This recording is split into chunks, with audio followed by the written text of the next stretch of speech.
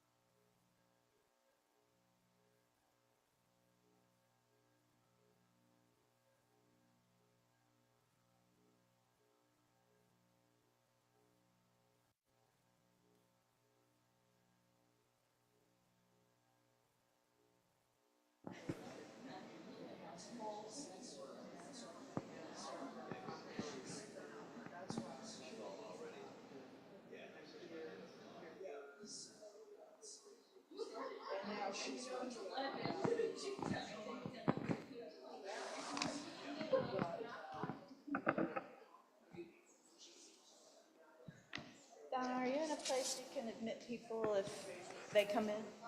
I'm going to just do a quick announcement while we're waiting for Venerable Khando. Okay, good morning, everyone. Here in the Gampa and online. I just have a quick announcement while Venerable Khando is making her way in. On Saturday, November 2nd, we do have our next movie night here at the center, and the movie is Peace is Every Step, and it's a movie about Thich Nhat Hanh. And it says, here's a little description. The elections are upon us. Anxiety and tensions are high. How can we manage these emotions during these trying times, regardless of which candidate wins or loses? Thich Nhat Hanh was no stranger to adversity and hostility. He shares his insights in this excellent film, Peace is Every Step. So let's come together and view it and talk about what we can learn from this master. So again, that's Saturday, November 2nd. Doors open at 6:30, and we can gather and start getting our popcorn and our seats, and then movie starts at 7. Something else on November 2nd. What? Something else on November 2nd, which has nothing to do with the center, but it has to do with community and one of our brave, brilliant musicians at the brewery on Hillsborough Street. The Beatlesque will be playing for benefit for cats and the no-kill cat shelters.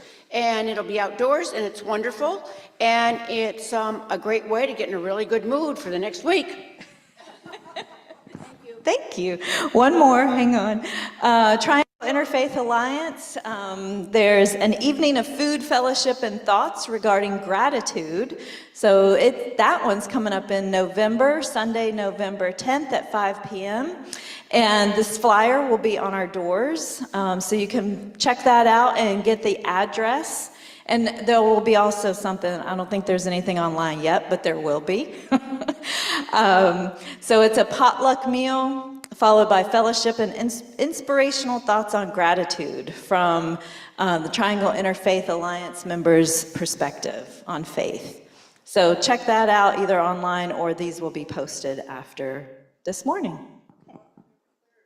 What's happening November 3rd, Donna? Geshe-la's back! So that's Sunday, November 3rd. So we will welcome him back.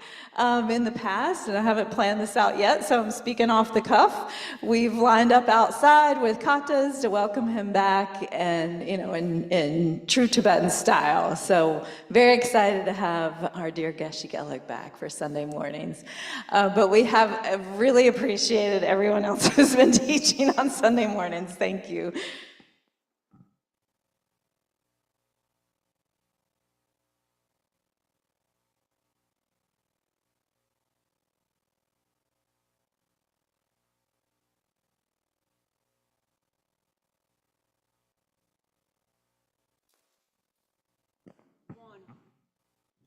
Venerable Khando.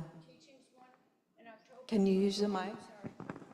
He got here late for teachings in October, and he, when he sat down, he said, "I'm sorry I'm late, but I had a difficult time getting past the Great North Carolina Prayer Festival."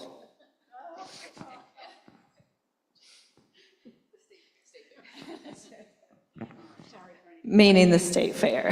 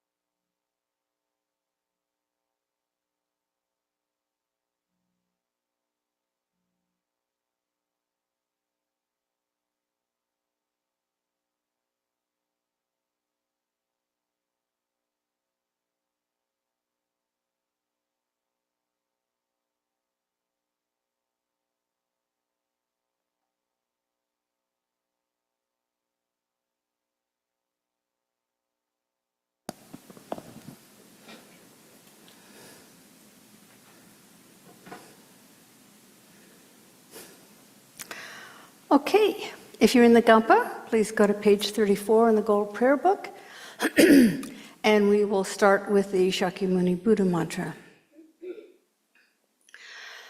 Taya ta om mune mune maha munaye soha.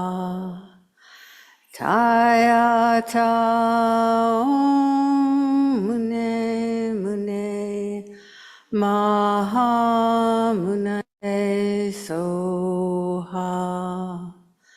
Taya ta om mune mune maha munaye soha.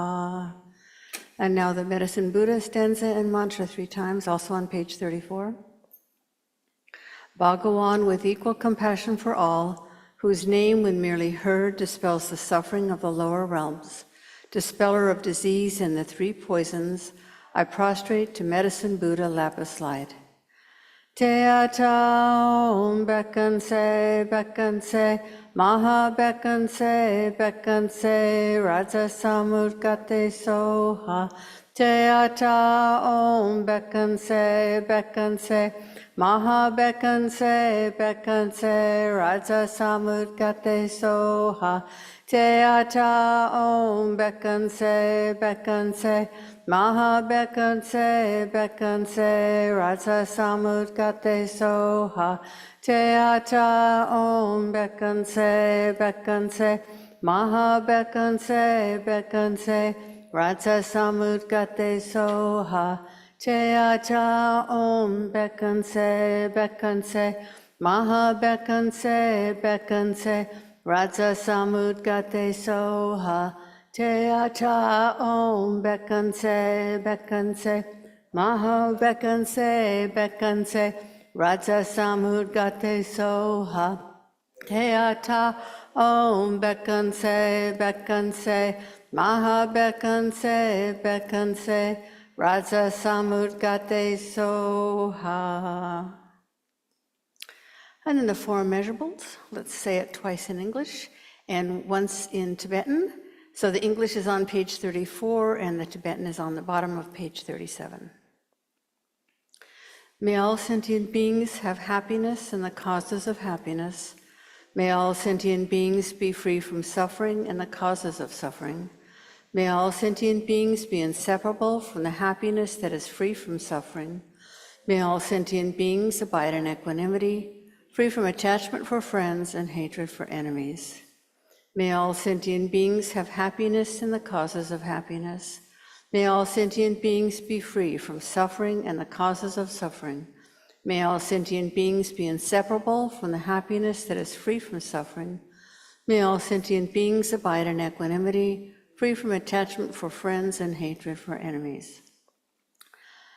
Semchen tam che de wadam de we gyudang den pa gyurchik du ngal dong du ngal gi gyudang drel war gyurchik du ngal me pe de wadang mi drel war gyurchik nye ring chak dang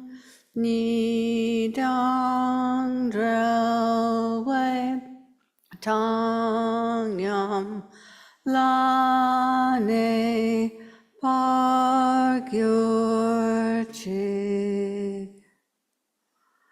And then Chenrezig, verse of praise and mantra on page 37.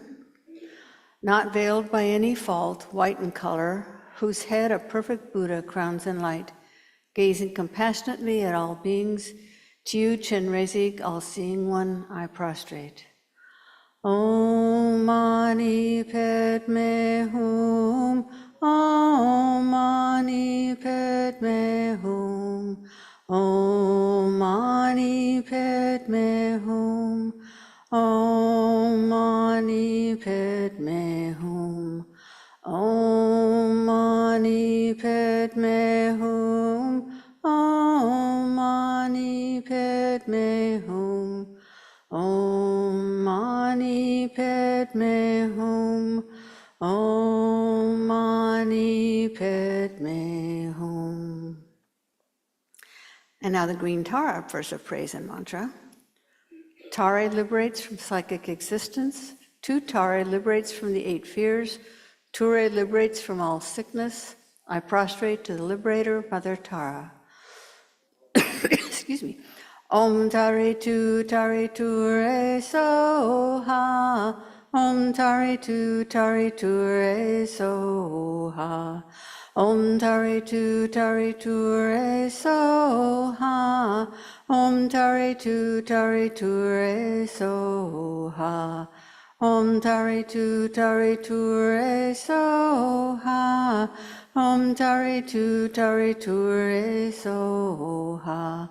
Om Tari Tu Re Soha. And now the refuge and bodhicitta prayer, which we'll say in English. I go for refuge until I am enlightened to the Buddha, the Dharma, and the Supreme Assembly. By the merits I create through listening to the Dharma, may I become a Buddha to benefit all sentient beings. I go for refuge until I am enlightened to the Buddha, the Dharma, and the Supreme Assembly. By the merits I create through listening to the Dharma, may I become a Buddha to benefit all sentient beings. I go for refuge until I am enlightened to the Buddha, the Dharma, and the Supreme Assembly.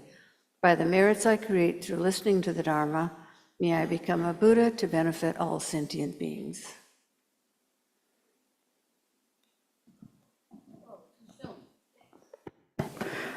Okay. Good morning, everybody. Let's see. Wow, this weather. Last year it rained every day of the fair, and this year it's like going to be glorious for the whole time. Too bad I'm not going.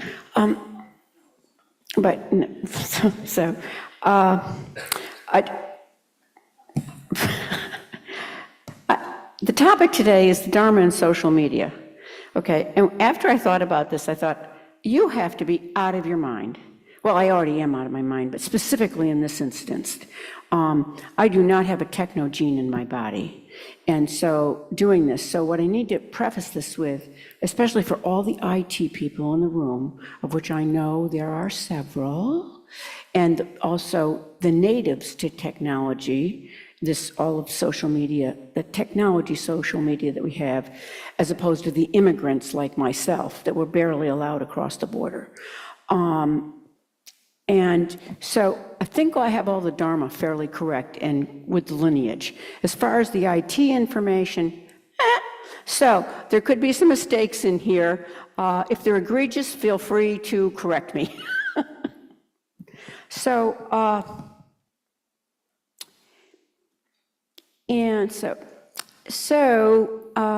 going to do, well, I'm just going to start. So here's this.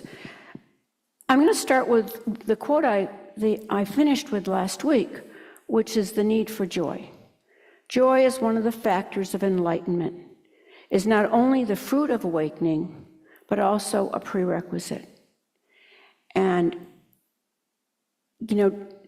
the social media that we have that pervades our daily life has its drawbacks and its benefits. And there's an old phrase, don't throw out the baby with the bathwater.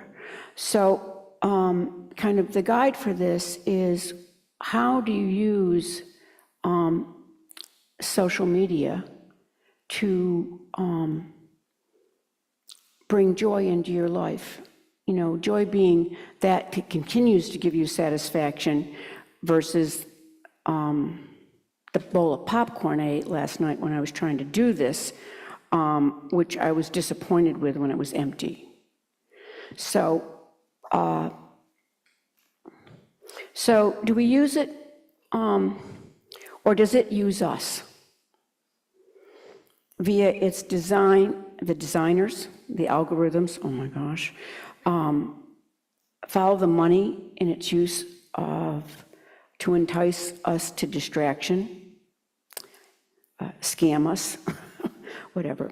So but I want to talk a little bit, social media is not new. When we think about social media, we think about, when the phone happened. But social media has been here, it's how we socially connect, if you think of a broad definition of it. And it's been part of our culture for thousands and thousands of years. First of all, spoken language. And so I'm going to just kind of go through a list possibly not exhaustive, of all the ways that kind of social media has manifested in our lives over the years. And just for you, if you're willing, you can just, to think about how you've used it and how you want to use it for your benefit and the benefit of others. So here we go. So social media has been the way in which we connect socially, share information, socialize with people from infancy, and help them learn the culture in which they're living. It did not begin with written language, it began with spoken language, storytelling, cave paintings, which were only, and just at the very beginning, all of the Buddha's words weren't written down for over 100 years after he left this world. And so they were all recited. Somebody was assigned to know everything. And once a year, many of them tried to get together so they could listen to the whole thing over a couple of days. And that was true, that had been true long before that. Pictorial records, writing, scribes, even the invention of paper or stuff that wouldn't dissolve, not writing in sand. Theater and dance, if you can think of Greek theater, but there was theater long before that. The traveling bard. And then finally, the printing press, which made information and sharing and connection more available. Libraries were originally exclusive. You had to pay to belong to them. But libraries are now a hub for sharing of information in our communities with a wide variety of everything from storytelling to the kids to being able to have big meetings with many people all over the world. So I think the first thing that I think about after books is, and I could be wrong, but the telegraph. You always, in the old movies, the guy standing there with his little cap going, of course, I'm talking about the old Westerns, guys. Radio, and not just radio that we listen to, but ham radio and all of the communication. Unfortunately, the way we saw it most of the time was soldiers trying to communicate each other during a battle, but I'm sure that there were other ways it was used. And of course, phone. And I just want to kind of a couple of stories about that is when it was Fran in 1994 that hit here. And I volunteered at the Emergency Management Center. And so my job, along with a group of other people, is we were in a room at a big table answering phones. And since there weren't internet connections between all the different services, fire department, sewer, water, we took these messages and we took them around the room. Somebody distributed them to all the different places, that helped were around this room. And so it was by phone. But the most amazing people there, in terms of were the ham radio operators that were set up all over the county, volunteered their time and their expertise to get messages in because people couldn't travel.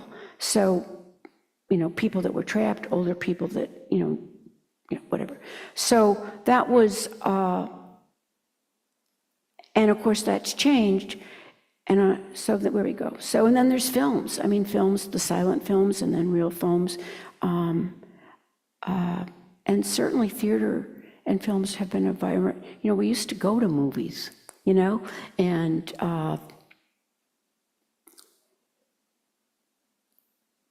well, for me, I could happily go to a movie alone, but there wasn't always necessarily the loneliness, because, everybody was sometimes laughing at the same time, sometimes not. And music is an incredible way to connect. And music is, from drumming, it's been here with us for thousands of years. And now we have such access to it with technology. But at the same time, so these are just computers, internet, browsers, video conferencing that then evolved into Zoom, because video conferencing was very expensive, but Zoom became a platform that was accessible and didn't have to cost a bunch of money. Messaging, messages, I won't get them all. There's, the regular messaging, email, TikTok, Twitter, Instagram, Facebook, WhatsApp, Nextdoor, FreeCycle, chat rooms, Canopy, Libby, podcast, and I'm sure I've missed about 500 of them, and then there's then another one that a lot of people think is kind of not used anymore, and I just want to bring it up. It's called Second Life, and some people know about it. It's a platform, even long before Zoom, that you could have your own town. You could establish your own community with, everybody joined. You could have your own basketball team. For a while, NC State had a reference room there and a librarian there, so people all over the world could come ask questions and get help. And the only reason I know that is a friend of mine was the librarian, that was the avatar in that. And so, but where it's still used tremendously is people who are disabled. They can go in and be on a basketball team. They can play baseball. There's all sorts. Now, I know it's not getting on a baseball court, but, it's a way to connect in a way that isn't just conversation or whatever. So there's incredible, so I was just going to list it, but I'm talking about it, never mind. So, but the thing I want to talk about is that to think about what are the ways, like movie night here, that using media or being part of the media can help us be more present to ourselves, more present to others, and be of greater benefit. And what takes us down the rabbit hole of negativity, distraction. It's sometimes good. I need to just chill out and watch a funny movie, but maybe I don't need to, but I want to. But it also can be a distraction that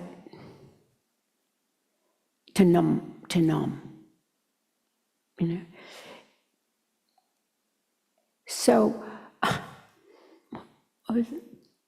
So thinking about that, and how do I use it so it doesn't slide into that? And I certainly know, it's wonderful with browsers to look up something, but I don't know how many times people here have looked up something, they've gotten the information, but then there's a little twitch over here that you follow, and then a little twitch over here that you follow, and a little twitch over here, and 45 minutes later, you have the information, but you're still, and you go, oh my gosh, I still have to do the dishes. But the thing about this is that there's a French philosopher and economist in the 50s. His name was Jacques Ellul.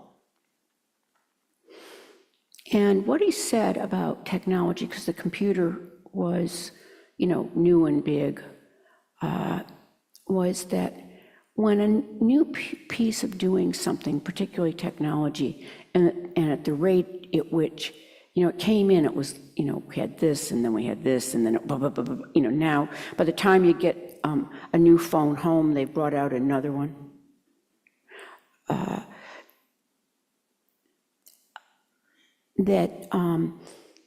There's a certain period window when the culture the, the community has a choice whether to adopt it or not, to make it part of their mainstream life.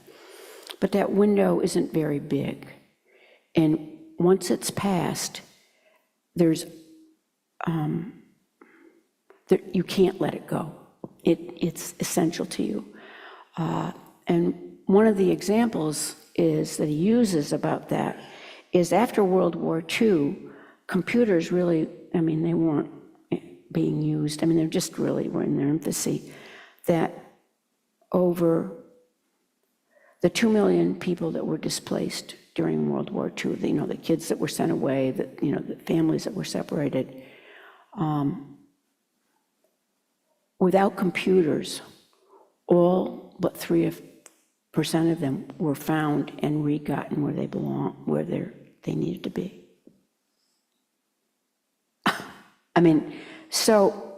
And I guess the reason is culturally probably we're powerless, you know what I mean? That's driven by forces that I can't even imagine. But I'm thinking about when I decide to bring something new in, how is it going to help me, and how can I think through what they call the unintended consequences of some things? So that's why I'm kind of bringing it up. Now, so I really want to talk about what are the incredible benefits, of technology versus the drawback, and then what does Buddhism say?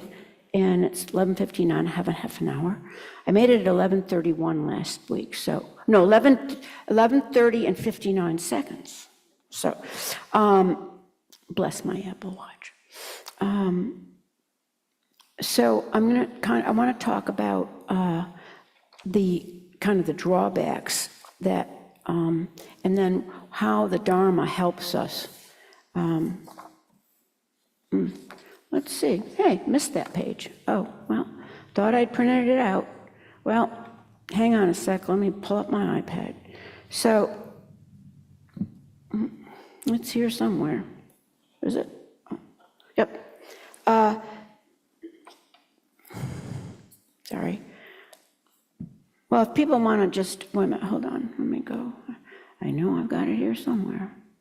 Thought I'd printed it, but lights are on. Nobody's home. Where's productivity? Come on. Here we go. Pages.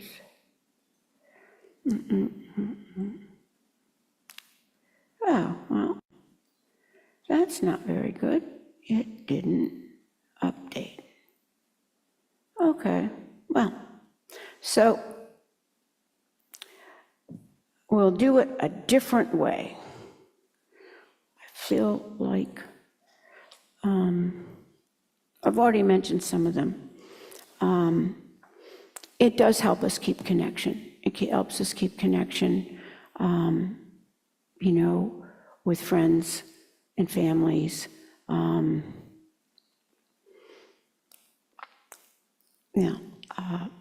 Knowing, text me when you get home from school that I know you got home safely.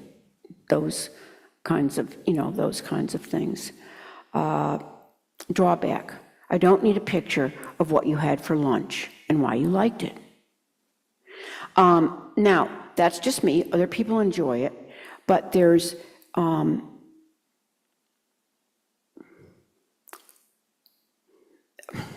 again, I don't have to be on Facebook with everybody.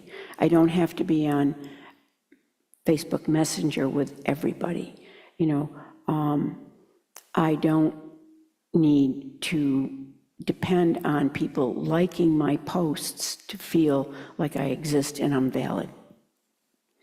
The Buddha says you're already valid, just some junk in the way some days. So, those are the kinds of things I'm talking about. All of them have their use. So I'm going to talk specifically about some of the incredible benefits that I have found.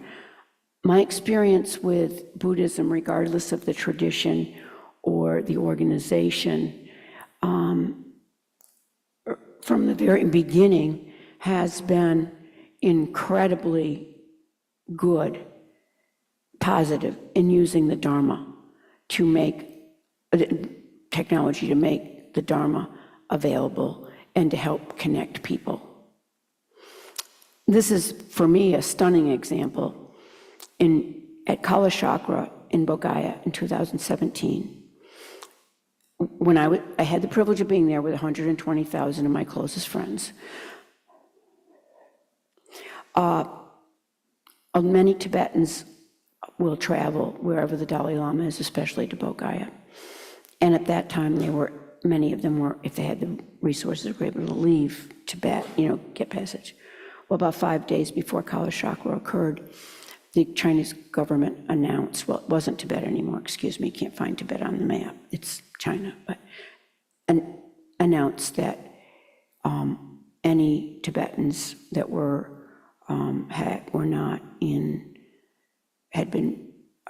had left to attend teachings, that they needed to return to home immediately, or there would be serious consequences for themselves or their families. Well, all of us are familiar with the fact that, you don't have an initiation if you're not there in the room, and you don't get the blessing of an initiation. Well, the Dalai Lama announced that if anyone in the world could watch the initiation online at the time it was happening, they could receive it either as a blessing or an initiation. It radically changed. Like when Khensa Rinpoche was here, and each teacher makes their own decision. It wasn't, oh, this is the way y'all do it now. I mean, that's not the Dalai Lama style. You had to be present for the initiation for the ones he did, but if you wanted to take it as a blessing, and you were present online when it was happening, you could. So it radically changed our connection with our spiritual community, our connection with the Dharma, our connection with practice. The two big teachings that I've been at that were in India, I mean really big, 30,000, 120,000, simultaneously translated into as many as 10 or 12 languages. I don't know the quality of all the translators, but, number one. Number two, in the venue, whether 30,000 or 100, there were monitors anywhere from 50 inches to 20 feet by 20 feet throughout the venue. And I never heard a microphone squeal in 5 days. At the same time, all of the tea that they served us was being made in kettles that were bigger than some New York City apartments and were being heated by wood. So it was this incredible, I don't know, but it just struck me. And like all of the monks, when a monk enters the monastery to study, they get their food and their clothing and, their teacher and stuff. But there's a lot of stuff they have to either use whatever offerings they get, or family or friends have to help them. And one of them is books. And you need a lot of books to become a geshe. Well, as soon as books were digitized, you know what I mean? As soon as the Kindle and were all of those places, they digitized the entire Tengyur and Kagyu. So if you had a Kindle or then an iPad, you didn't have to buy all of those books. You had them. Now you could also own the books. It wasn't like, but it made it, pretty, the millions of mantras we're able to put in stupas because they're printed. They're not all handwritten anymore, right? So, but that's, but some of the drawbacks are, you can't truly, well, this is my belief, sorry. But there are there's a lot of science behind it, but you can't really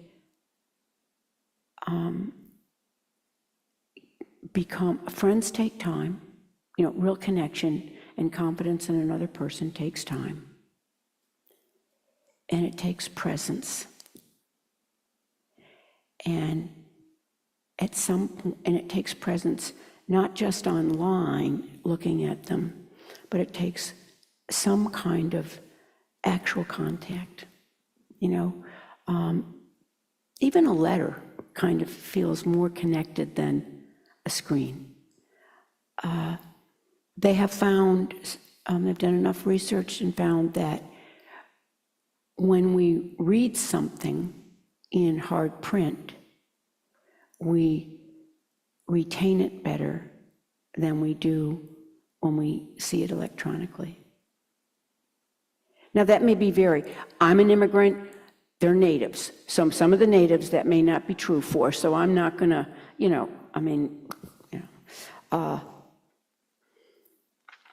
you know how often you're with people and, their phone buzzes, they know it, and you're having a conversation and they're looking at you and they break eye contact and look down? What does it feel like? Yeah, so, but what they're also saying is that we check our phones so often. Some of it is because we're expecting, like I have a friend who has very serious cancer, and her husband stays in pretty good contact with me. Well, I'm kind of, and I know how he usually uses text, I'm kind of hyper alert to that.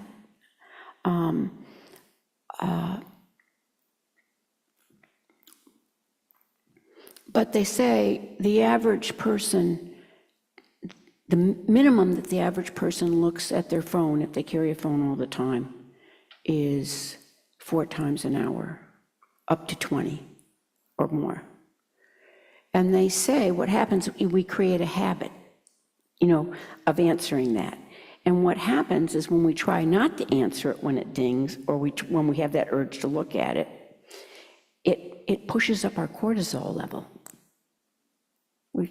And the only way we relieve our cortisol level is to look at it. But that reinforces the cortisol happening the next time.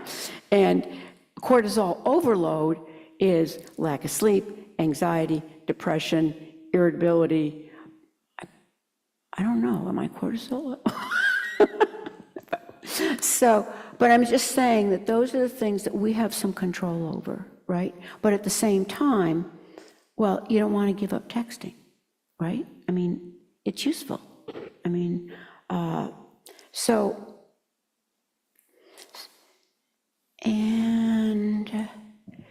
So I'm going to kind of go, and I'm just going to switch to what does the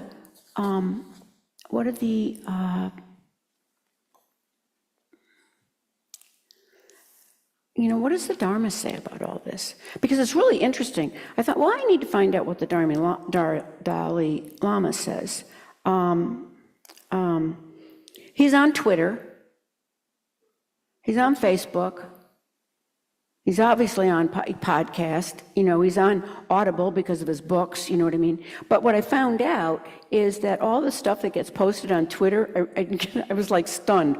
Now I'm sure, I believe the Dalai Lama is completely aware of everything that's going on and could just go at any second. But it's his staff that he is entrusted with doing most of those posts. Well, they're all things he said, they're not making up what he said. But at the same time, but he sees a benefit to beings, and so, but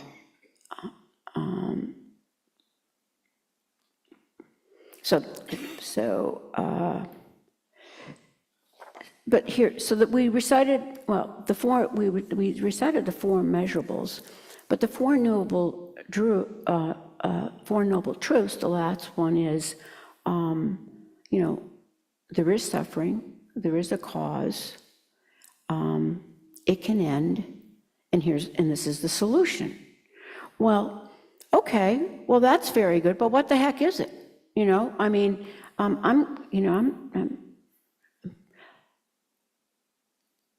people tell me I'm kind of airy-fairy, but basically, you know, I also need to know, you know, what's it look like and how do I do it? So that's where the 10 virtues and the 10 non-virtues come in, because it's a pretty concrete list. And so it's a very easy guide for us. And also then the Eightfold Path, which is even more specific, can help us make our decisions day to day in terms of how do we want to use this gift that we have. Because, you know, knives are a gift. I couldn't cook without a knife, right? But I can also kill with a knife. So a knife, the knife is neutral. It's my intention when I pick it up. So what all of these guidelines give us is what kind of intention do we want to have? And is it of benefit to ourselves and others? Or as Rabina says, does it lessen the disturbing stuff and increase the positive? Well, some days I'm really happy if I can kind of just stay even, you know. But that's, so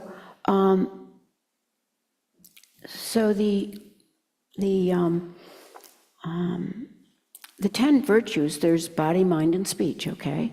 So the ones of body are to protect life, give generously, and maintain one's own discipline.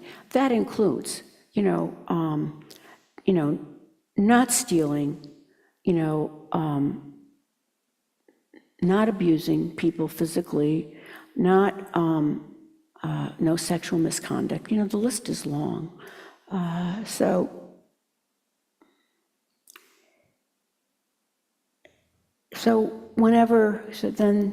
And then speech particularly, I think, about the non-virtues, technology is can be a real sinkhole, which is speaking honestly. I have to say, I'm not very good at the one that says you're never supposed to exaggerate for humor because that's dishonesty. Well, I guess I'm going to eat the humor hell realm because anybody in here knows that,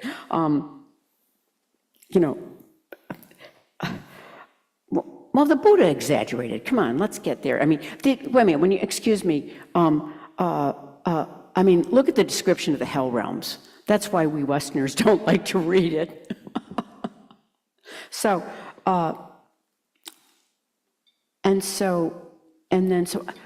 to reconcile, part of what we do with speech is to forgive and reconnect. So much of our system, and not just speech, well, even in the schools, but that's prisons, but is restitution means to help someone return to the community whole. It's not about punishment. And so much of our speech can be punitive, and then, so speaking honestly, reconcile, speak pleasantly, speak meaningfully, don't,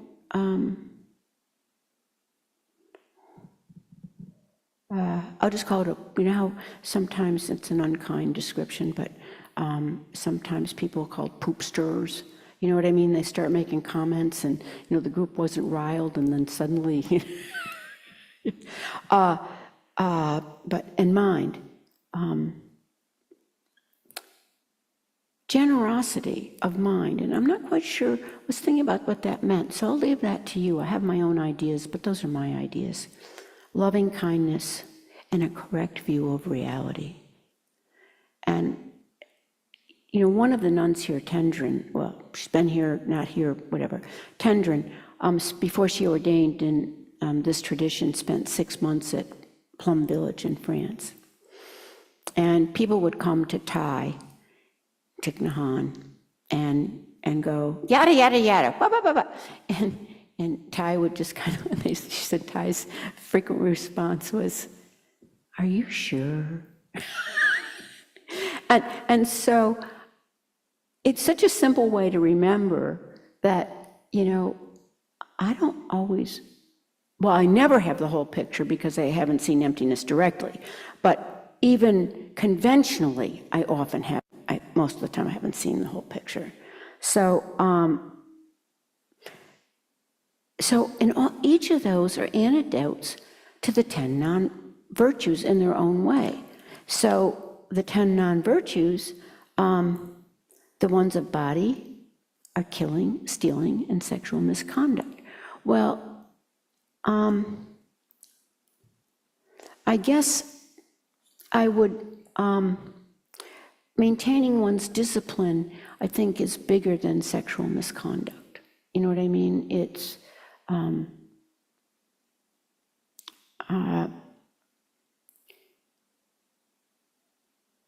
thinking that I never have enough, So, and there's all sorts of ways I can do that. Let's see, and then lying, divisive speech, harsh speech, and pointless gossip. Now, gossip doesn't always have to be, speaking badly about people, but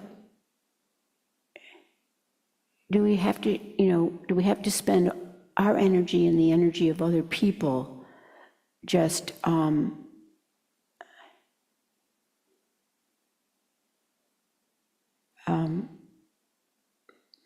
telling them what we had for lunch? I mean, I know that sounds crazy, but I mean, that's a pretty not a very good example. But the thing I would say about that, and whoops, oh my gosh, it's 11:20, I only have 10 minutes, is I remember when I was first getting, well, it's a couple of years into my sobriety, then in the 12 steps, which is really kind of another version of the Eightfold Path, really just different, too much God in it, but think about when it was written. And but it was like, don't talk about people, if you can't say it in front of them, don't, why are you saying it to anybody else, right? And so I asked my sponsor about it, because somebody hadn't shown up at meetings in a really, really long time, who had been a real frequent flyer. And so I had, I asked a couple of people, did they know, how this person was doing, And so I thought, oh, maybe it's that gossip or something, something I'd rarely, well, I was, and people say, I'm friendly and I'm open, I'm good with people, but at that time, that would not have been a description of me. I don't know anybody that knows the Myers-Briggs, thing. First time I took that, I did not endorse a single extroverted item. And she looked at me and laughed and said, oh, you being curious about someone else is such an improvement, it's not gossip.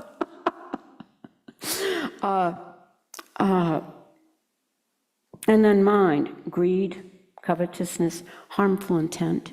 And think about it, intention is another word for karma. You don't even have to get to the act to begin, I won't go into what makes a full karma, but I mean, so it begins with intention, So wrong view, which is the denial of cause and effect, oh, there's not going to be any consequences for this, think again. But if you think about all the things that we talked about in terms of the virtues, I hate them, I don't like that. I'm sorry.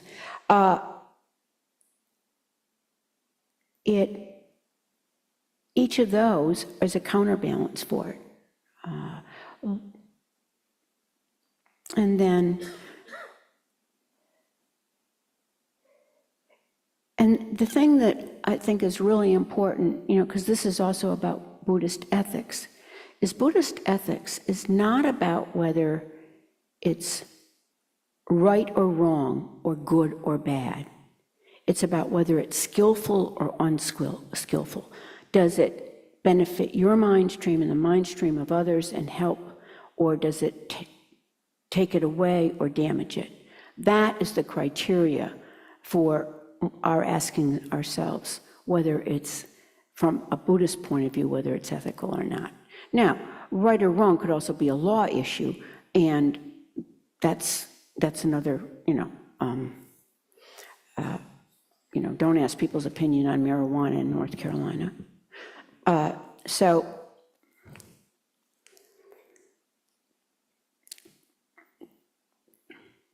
And ethical conduct is built on compassion. It's built on our compassion for ourselves and for others. Again, I go back to joy. I've rarely had a temper tantrum, and afterwards, even if it's been alone in my house, and my dog had to put me in timeout, which he does. I didn't even have to train him to do that.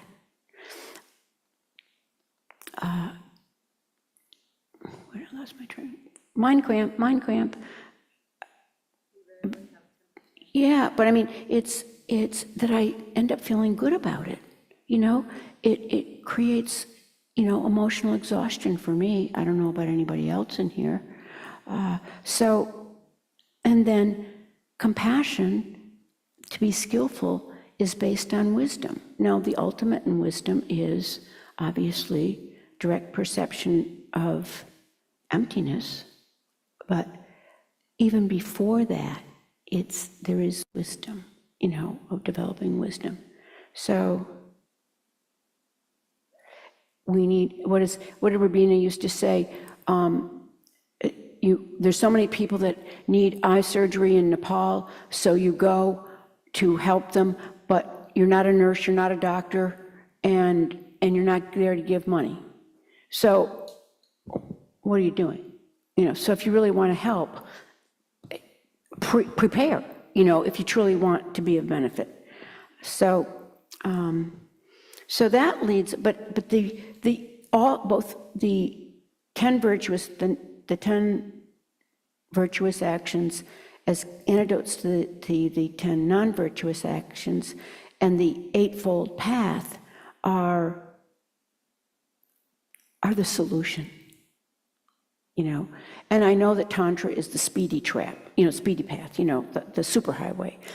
But you can't get to Tantra or do Tantra, highest yoga Tantra effectively without the foundation of ethics.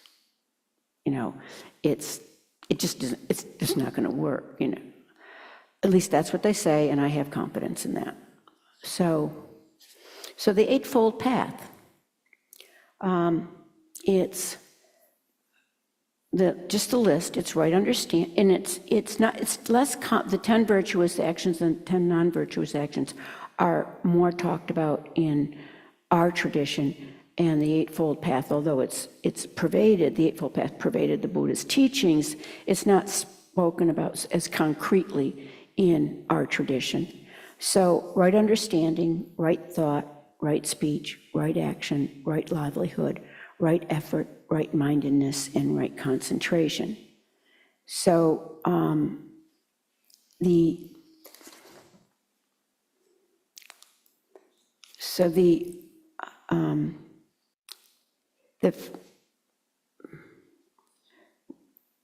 let's see, I am kind of lost. So there's 3 essentials. There's moral conduct, which is the right understanding, right thought, right speech, and right action. Well, thought, maybe. No, never mind. I think I have it confused. So, never mind. Sorry. And right livelihood for us is a little more hidden. It used to be you don't become a butcher, you don't,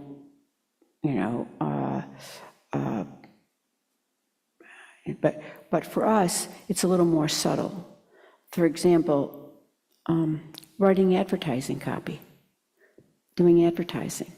You know, is it accurate about the product? Are you putting in the subliminal stuff that they talk about, which is really not transparent? You know what I mean? There's all, so, and I'm not saying that people doing advertising don't have right livelihood. I think it can be done, but there's all sorts of places that, we have a member here that died recently that was in the pharmaceutical business. And one of the AIDS drugs came out. It was marketed as a cure. And he went to the CEO and said, this will make the rest of their life more comfortable and maybe longer, but it is not a cure. And the CEO said, we're not going to change the information. And the person, this gentleman, said, I quit, and walked out the door. So, but that would be a really concrete example. And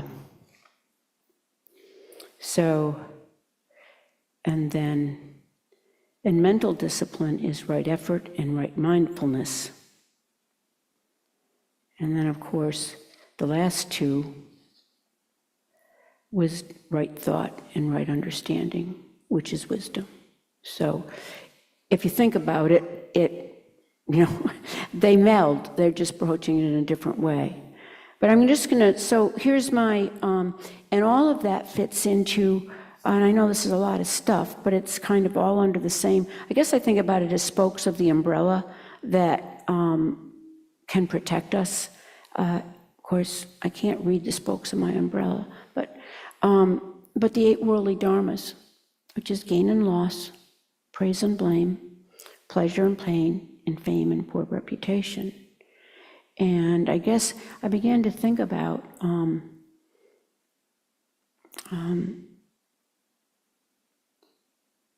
just how much all these are hooks for all of them are hooks for non-virtuous action, whether it's gain or loss. It's not like either of these are, you know. So here's some takeaways.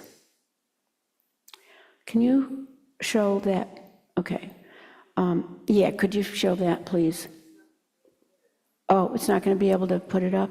Well, then I'll just recite it. Okay, well, if you can't, don't worry about it. Okay, let me, I want to quote it directly, okay? I'll just pull it up because people can imagine this pretty easily, okay? Not a problem. Let me see. Where is it? Oh, come on. Where's mine? Okay. So, and you can't come up. So it's a picture of 2 monks, okay? You know, one looks very proper, and the other monk is in the same proper robes, but he's got a clown's face on and a little clown's hat, and he's got his horn he can tweak, and of course he has big shoes on.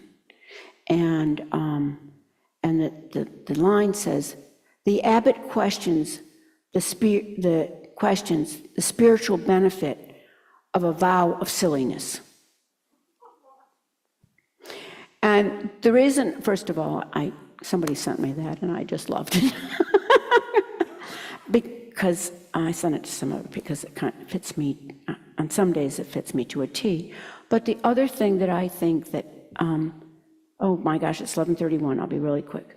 The other thing that I think that one of the dangers for our mind stream of the technology is to take ourselves too seriously and to take everything that's going on around us too seriously. And so here's some takeaways. I'm reading them. I'm not gonna get a clown nose and put it on when you find yourself taking yourself too seriously. Bernie Glassman, an incredible Zen teacher, used to do that. Say mantras in line at the grocery store or in line anywhere when you're alone instead of getting on your phone. Let's see. Don't take technology to bed with you. Exception is listening to a meditation, something that helps you go to sleep with a peaceful mind. Take a media break. It can be for an hour, a few hours a day. See how it feels. Try it out. You'll probably want to nap. Social media keeps us stimulated even when we're tired. You know, I don't know if you've ever been in a situation at a retreat where they take it all away, unless you're running it.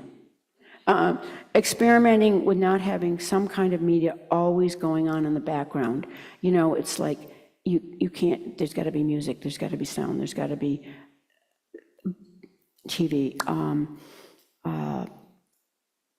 And I have to ask people if they have a TV on in the room and I'm trying to talk, they want to talk to me, that they have to turn it off because I'm like this. It just, even if I'm not interested, I get sucked in. So I hope that is of some small benefit. I rejoice for anyone that's here today. Have an absolutely glorious day. If you decide to go to the fair, whenever, I hope you don't have to walk zillions of miles and don't get sick on any of the rides. Thank you. Okay, I'm sorry, 3 minutes late. Yes, you are, very patient.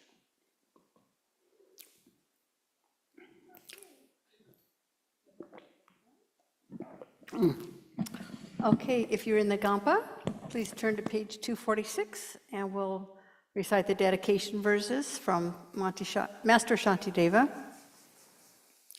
May all beings everywhere, plagued by sufferings of body and mind, obtain an ocean of happiness and joy by virtue of our merits.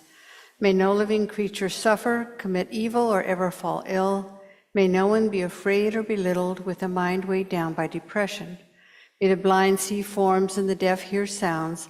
May those whose bodies are worn with toil be restored on finding repose. May the naked find clothing, the hungry find food. May the thirsty find water and delicious drinks. May the poor find wealth, those weak with sorrow find joy. May the forlorn find hope, constant happiness, and prosperity. May there be timely rains and bountiful harvests. May all medicines be effective and wholesome prayers bear fruit. May all who are sick and ill quickly be freed from their ailments. Whatever diseases there are in the world, may these never occur again. May the frightened cease to be afraid, and those bound be freed. May the powerless find power, and may people think of benefiting each other. For as long as space remains, for as long as sentient beings remain, until then may I too remain to dispel the miseries of the world. And then on page 244, the long life prayer for His Holiness. In the land encircled by snow mountains, you are the source of all happiness and good. All-powerful Chenrezig Tenzin Gyatso, please remain until samsara ends. And on the facing page, the long life prayer for Khyentse Rinpoche. The one who mastered his speech at a very young age, the one with great patience who received the name Awatari, the one with great precision who spread the teachings of Lama Tsongkhapa on bliss and void, Lama, ornament of the yellow hat tradition, please remain until samsara ends. And now inside the back cover, the prayer for Lama Zopa Rinpoche's swift return.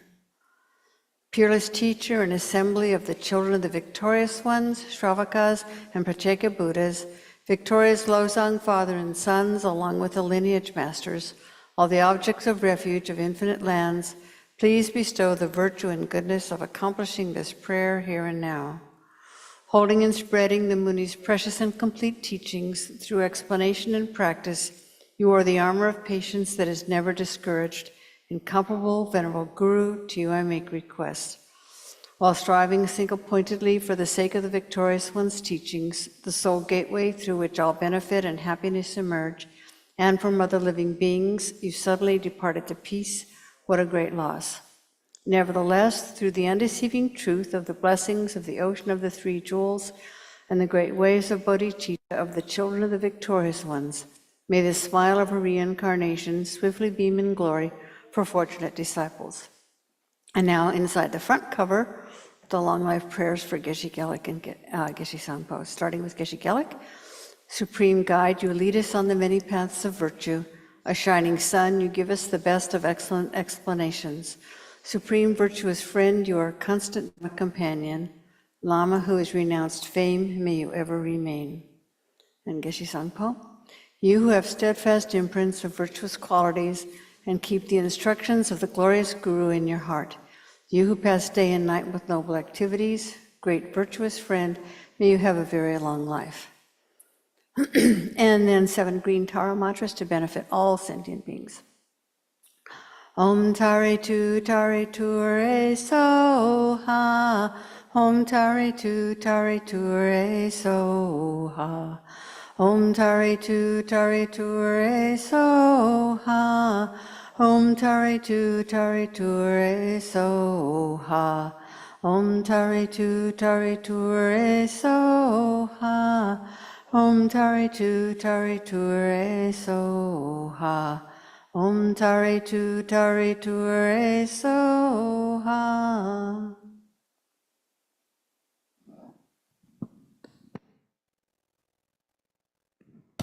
Thank you, everyone, and I also didn't even dare go near AI. Thank you, Venerable.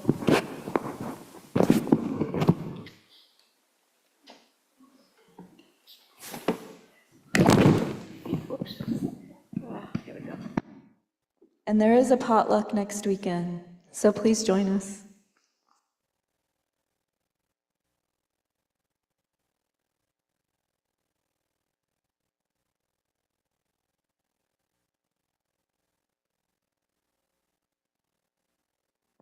Bye, everyone online.